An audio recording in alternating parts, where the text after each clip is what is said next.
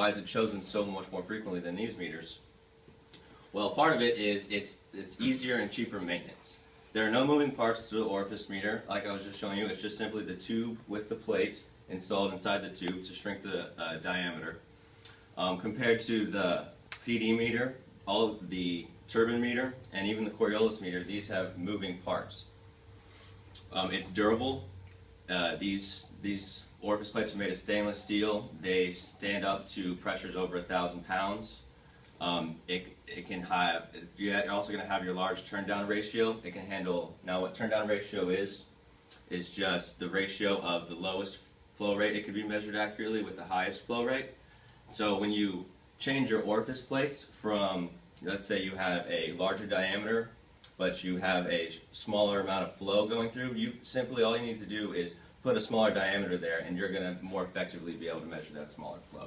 So that's why orifice can measure many different flow rates, because you can mix and match with your different orifice sizes. It's economical.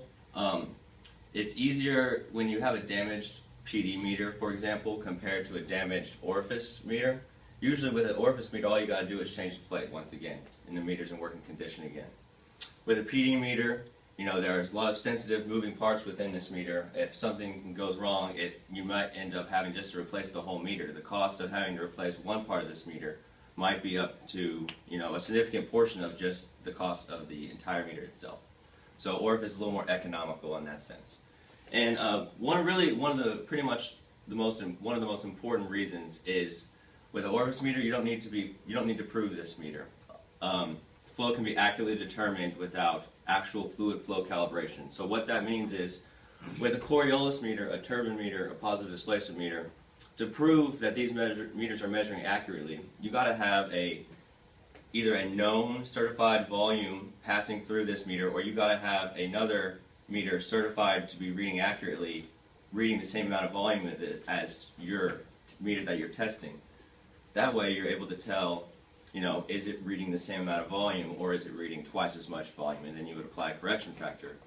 With orifice meter, you don't have to worry about this. Simply, you know that without a proof, just due to Bernoulli's principle, your meter is going to be measuring accurately. Now there's a couple other things that you're going to have to account for. The secondary device may need to be calibrated to record accurately and calculate accurately. But as far as the primary element, it does not need to be proved. One thing to know is under ideal conditions, the primary element is accurate up to 0.5%. So it's it being so simple and so economical, it's still a highly accurate device. One of the things I wanted to let y'all know about was orifice measurement standards. Two organizations, American Gas Association and API, they kind of provide these standards for us. And what these standards do is they pretty much give us a guide for having accurate measurement, a guide for minimum standards of acceptable measurement, kind of just gives us something to shoot for in our setup. So there are 3 parts. AGA 3, also known as API 14.3, it's really the same document. The part 1 is about uncertainty in the orifice calculation equations.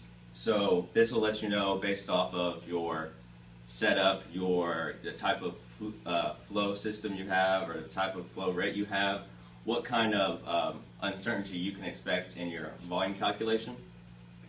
AGA Part 2 tells you what a proper installation setup for an orifice meter station is.